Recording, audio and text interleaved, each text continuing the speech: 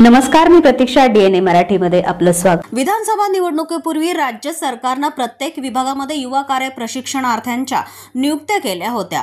त्यांना मानधनही सुरू करण्यात आलं होतं. पण निवडणुका संपल्यानंतर मात्र त्यांच्याकडे उपेक्षेच्या दृष्टीनं पाहिलं जात आहे.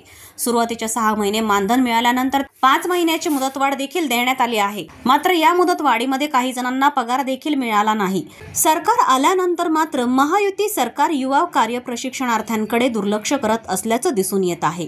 त्यामुळे आता विविध संघटना युवा कार्य प्रशिक्षणार्थींना न्याय मिळवून देण्यासाठी पुढे येत आहेत. त्यातच श्री संत गाडगेबाबा मानव मित्र संघटनेच्या वतीनं परभणी जिल्हाधिकाऱ्यांमार्फत मुख्यमंत्र्यांना निवेदन देण्यात आलं आहे.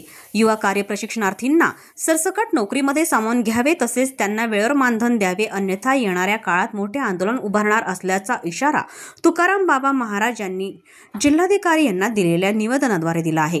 मुख्यमंत्री देवेंद्र फडणवीस साहेबांनी 12 तारखेला जे जी.आर निघाला त्यामध्ये लाडका भाऊ योजना जी महाराष्ट्रामध्ये आली होती त्या अनुषंगाने तत्कालीन मुख्यमंत्री एकनाथजी शिंदे साहेबांनी लाडका भाऊ योजना काढली. त्यामध्ये 6 महिने सरसकट जॉईनिंग दिलं आणि 6 महिन्यानंतर पुन्हा काम देतो हेही सांगितलं होतं निवडणुकीच्या पूर्वी.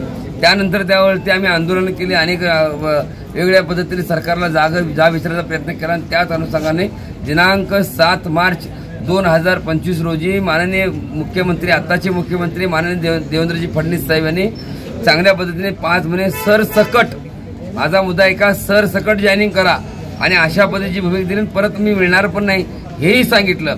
पण आज परभणी या ठिकाणी माननीय कलेक्टर साहेबांची भेट झाली, तब्बल 5 मिनिट चर्चा झाली. त्याच्यामध्ये नवीन काही निष्कर्ष तयार केले आहेत. जे रिलेटिव्ह आहेत त्यांना त्या ठिकाणी घेतलं जाणार नाही.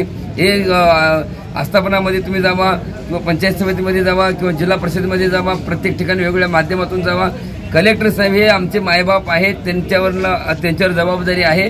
आम्ही ह्या जिल्ह्यातल्या प्रत्येक ठिकाणी प्रत्येक ग्रामपंचायतमध्ये जाऊन तिथं त्या माणसाची जबाबदारी दिलेली आहे. माझी विनंती आहे सरकारला, एकच विनंती आहे, ज्या पद्धतीने मुख्यमंत्री साहेबांनी सांगितले कुठलीही चिंता नाही, कुठलीही अट नाही, कुठलाही नियम नाही, जसं सांगितलं त्याच पद्धतीने सरसकट जॉईनिंग झालं पाहिजे. त्यामध्ये नातेवाईक असतील, हे असतील, ते असतील, नवीन निष्कर्ष असतील, हे काही नाही. आम्ही लाडकी बहीण म्हणून काम करत नाही, तर लाडका भाऊ म्हणून काम करून कष्ट करून हे मुलं पगार मिळवतात. माझी विनंती आहे, असा पगार किती देणार आहे तुम्ही? 6,000, 8,000 आणि 10,000.